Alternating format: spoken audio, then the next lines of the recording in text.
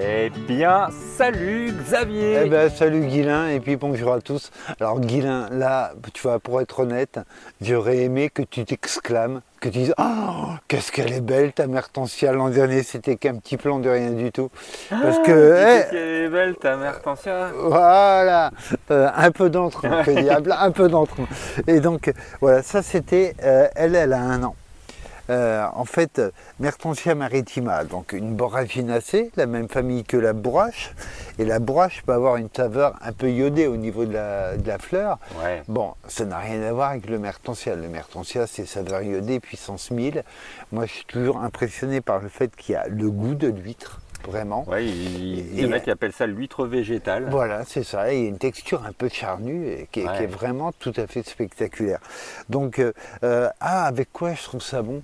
Eh ben, moi, je trouve qu'une tomate coupée en tranches et une feuille sur une rondelle de tomate. Je trouve que l'acidité des tomates avec la saveur iodée, ça passe super bien. Après, c'est une vraie curiosité à avoir dans son jardin. Bah, c'est une jolie plante en plus, Alors, un peu bleu-gris comme ça. Voilà, c'est ça. Un feuillage bleuté, c'est pas très courant.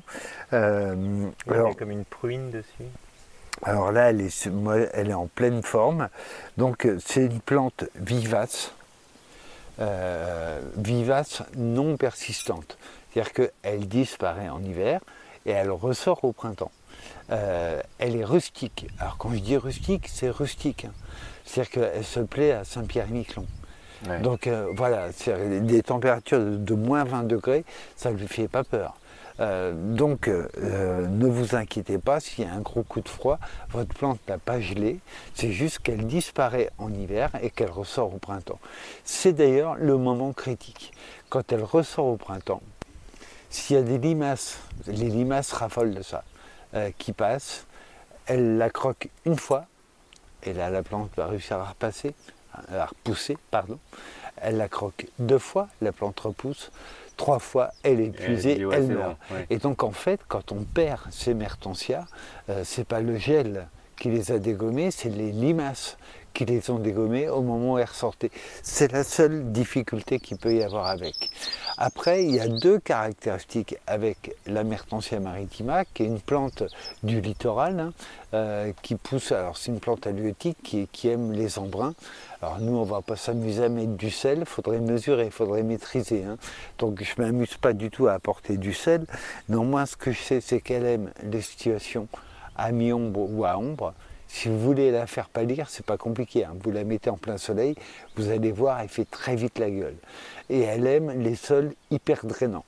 C'est-à-dire, c'est exactement le contraire de ce que je peux lui proposer ici. J'ai un sol qui n'est pas drainant, qui est hydromorphe. C'est pour ça que je la cultive en pot. Parce qu'en pot, je choisis mon substrat. C'est toujours un reste de lasagne que je mets, je ne fais pas compliqué. Et je choisis aussi mon arrosage et ma fréquence d'arrosage pour que la plante ne baigne pas dans l'eau. Attention, elle déteste ça, elle jaunit à une vitesse incroyable et elle va disparaître.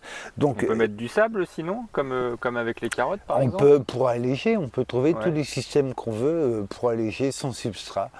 Donc si vous avez une terre plutôt drainante, ne vous inquiétez pas, elle va tenir. Si vous avez une terre moyennement drainante, voyez les apports que vous faites.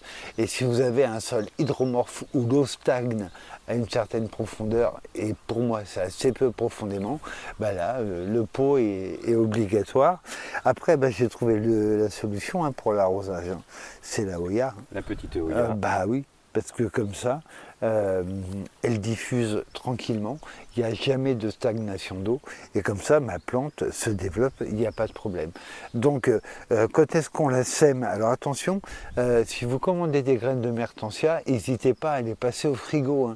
Elles ont besoin d'un signal de froid pour germer. Donc vous les mettez un bon 15 jours au frigo, et après on la sème en mars, avril. Voilà, et c'est parti. On peut aussi s'amuser, mais c'est un peu fragile, à prélever au pied comme ça, à prélever une pousse. Je le fais, mais hop, voilà. Et ça, on l'habille ensuite.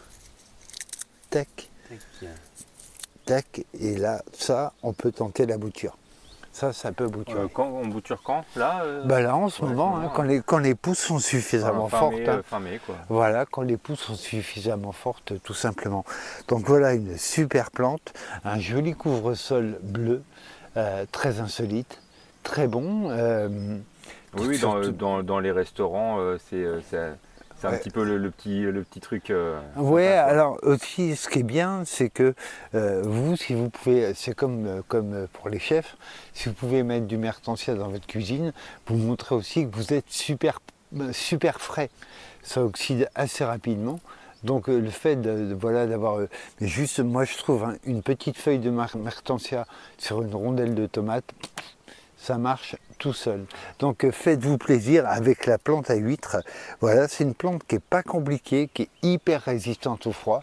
Le seul truc qui est craint, c'est, il y en a 3, les limaces quand elles ressortent, le plein soleil et les stagnations d'eau. Pour le reste, tout va bien pour elle. Et là, elle est super jolie. Et puis on n'est pas très loin de la mer en plus. Ah oui, voilà. Xavier, à très bientôt. À bientôt, salut Guylaine.